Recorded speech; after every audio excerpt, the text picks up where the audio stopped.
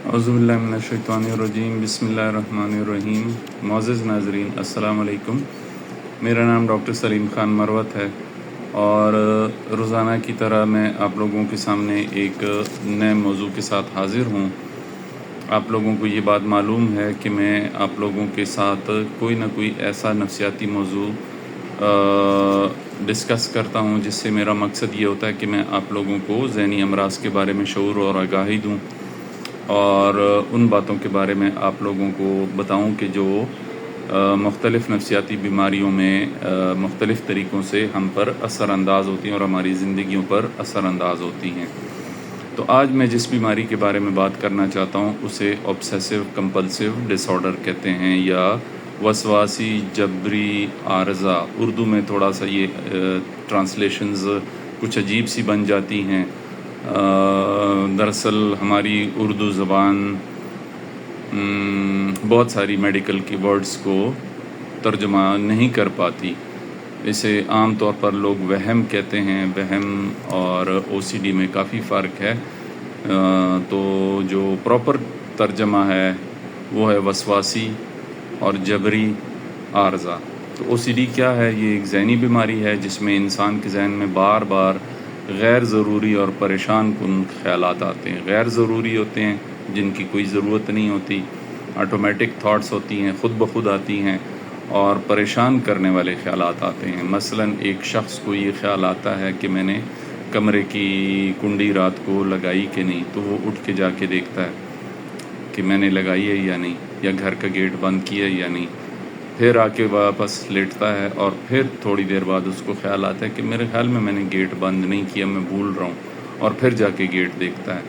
یا ایک شخص ہے کہ وہ وضو کرتا ہے اور اس کو پھر تھوڑی دیر بعد پہلی رکعت میں شک ہوتا ہے کہ میرا وضو ٹھیک نہیں ہوا، اور وہ پھر جا کے دوبارہ وضو کرتا ہے۔ تو یہ آٹومیٹک تھاٹس ہوتی ہیں، خود بخود آتی ہیں، غیر ضروری ہوتی ہیں اور پریشان کر دیتی ہیں انسان کو۔ انسان ان سوچوں کے ساتھ سارا دن لگا رہتا ہے۔ ان خیالات کی وجہ سے انسان بعض کام بار بار کرتا ہے۔ ان کو ہم کمپلژنز کہتے ہیں۔ کمپلژنز کو جبری اعمال کہتے ہیں، یعنی آپ کو جو خیال آتا ہے اس خیال کو پورا کرنے کے لیے پھر آپ ایکٹ کرتے ہیں، آپ ان خیالات کے اوپر عمل کرتے ہیں۔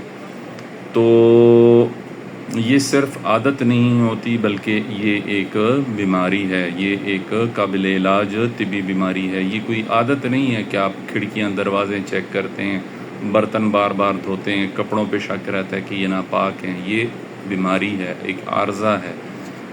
علامات کیا ہیں؟ وسوسے یعنی obsessions، ذہن میں ایسی سوچیں کہ جو گھومتی رہتی ہیں اور پریشان کرتی رہتی ہیں۔ بار بار آلودگی یا جراثیم کا خیال آنا، یہ میں نے ٹیبل کو ہاتھ لگایا تو میرا ہاتھ گندے ہو گئے، اب میں نے ان کو یا تو پھونکے مارنا ہے، یا میں نے اس کو سینیٹائز کرنا ہے، یا میں نے صابن سے بار بار دھونا ہے۔ نقصان پہنچانے یا غلطی کرنے کا خوف۔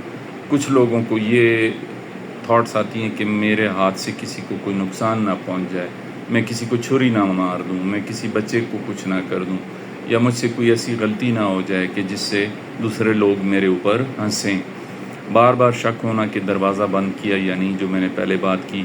مذہبی خیالات یا نامناسب خیالات کا بار بار آنا، یہ ایک بہت سیریس علامت ہے۔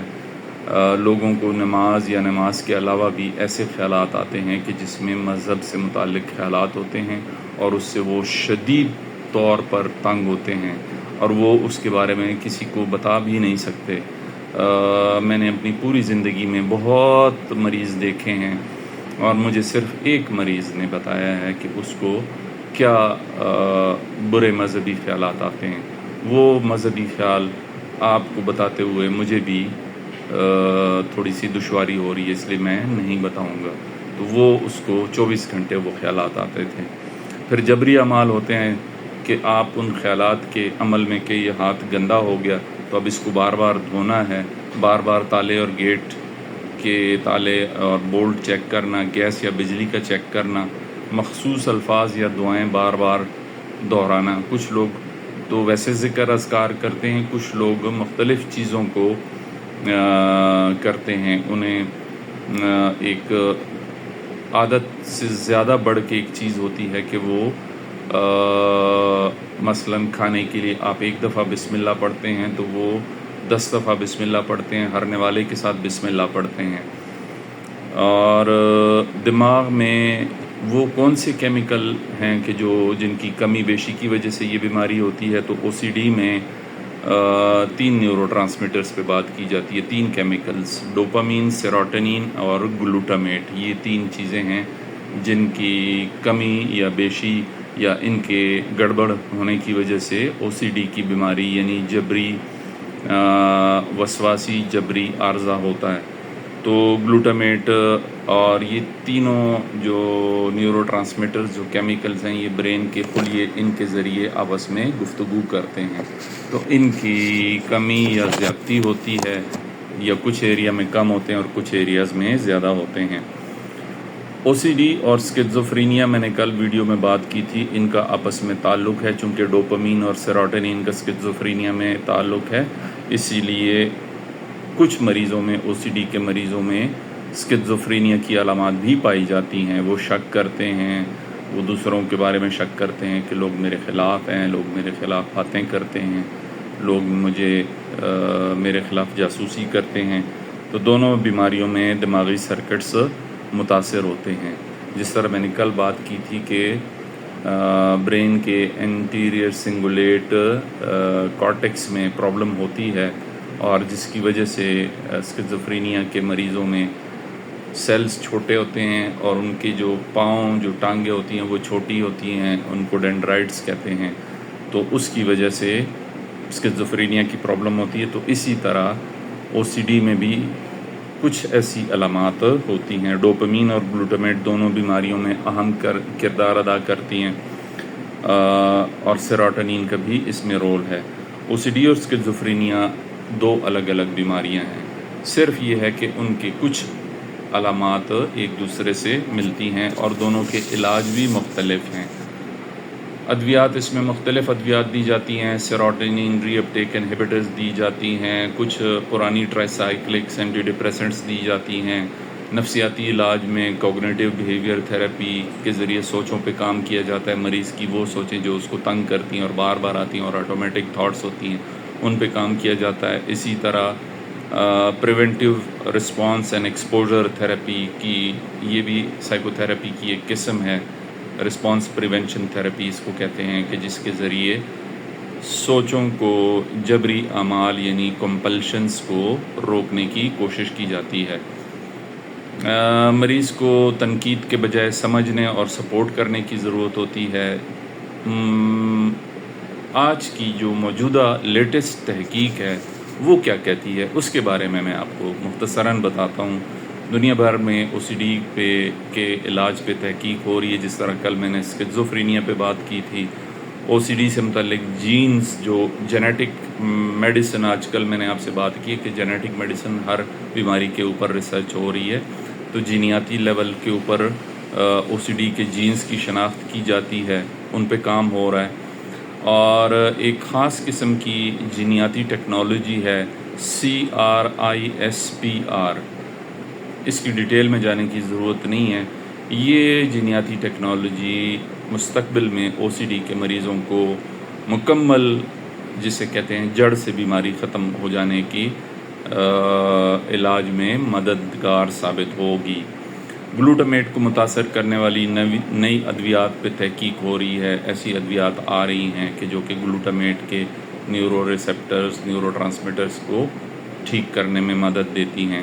دماغی سرکٹس کو بہتر بنانے کے لیے جدید نیورو ماڈیولیشن ٹیکنیکس پر کام کیا جا رہا ہے. نیورو ماڈیولیشن یہ ایک ایسا طریقہ ہے کہ جس میں نیورونز کی ساخت اور ان کے سائز اور شکل پہ کام کیا جاتا ہے. تو گلوٹامیٹ کو ایک تو بہتر کیا جاتا ہے، اور نیورو ماڈیولیشن کے طریقے سے او سی ڈی کے مریضوں کا علاج ہو جاتا ہے. کسی زمانے میں لوبیکٹمی کی جاتی تھی، برین کے کچھ ایریاز کو کاٹ دیا جاتا تھا.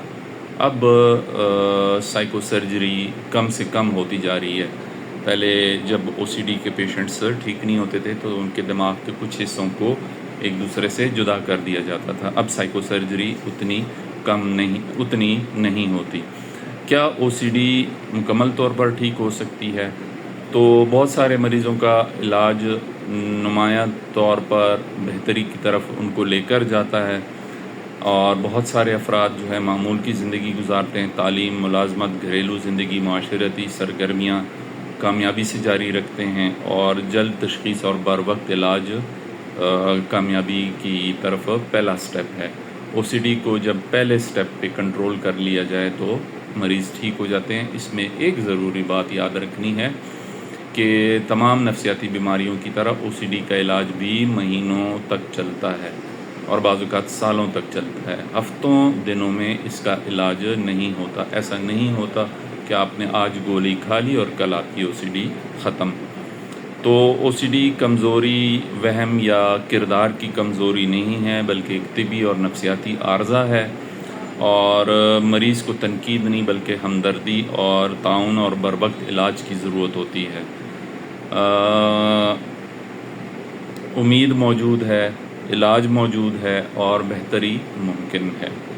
تو آج کی ویڈیو سے میں آپ کو یہ بتانا چاہ رہا تھا کہ OCD کیا ہے، اس میں علامات کیا ہوتی ہیں، کون سی ادویات، کون سی سائیکو تھراپیز یوز ہوتی ہیں، اور جدید جو جینیٹک میڈیسن ہے، نیورو ماڈیولیشن ہے، اور جدید ادویات جن پہ کام ہو رہا ہے، اس کی وجہ سے OCD ایک سٹیج آنے والی ہے کہ obsessive compulsive disorder، یا جس کو وہم کی بیماری کہا جاتا ہے، وہ جڑ سے ختم ہو جانے والی بیماریوں کی لسٹ میں بھی شامل ہو جائے گی، جس طرح کل میں نے اسکیزوفرینیا کی بات کی تھی۔ تو میں امید کرتا ہوں کہ آپ کو یہ ویڈیو انفارمیٹیو لگی ہوگی۔ اگر آپ کے ارد گرد کوئی OCD کا مریض ہے تو اسے کسی اچھے سائیکیٹرسٹ کو دکھائیں اور اس کا باقاعدہ علاج کروائیں، اسے سپورٹ دیں، اس پہ طنز نہ کریں، اس کا مذاق نہ اڑائیں، اسے وہمی نہ کہیں، اس کا علاج کروائیں۔ تو کل انشاءاللہ میں کسی اور موضوع پر بات کروں گا۔ اپنے دل و دماغ، روح اور جان کا خیال رکھیں۔ OCD کے مریضوں کا خیال رکھنا چاہیے، ان کا علاج کرنا چاہیے۔ یہ قابل علاج بیماری ہے، اور مستقبل قریب میں انشاءاللہ یہ بیماری جڑ سے ختم ہونے والی بیماریوں میں شامل ہو جائے گی۔ کل میں کسی اور موضوع پر بات کروں گا۔ مجھے اپنی دعاؤں میں یاد رکھیں، اپنا خیال رکھیں۔ اللہ حافظ۔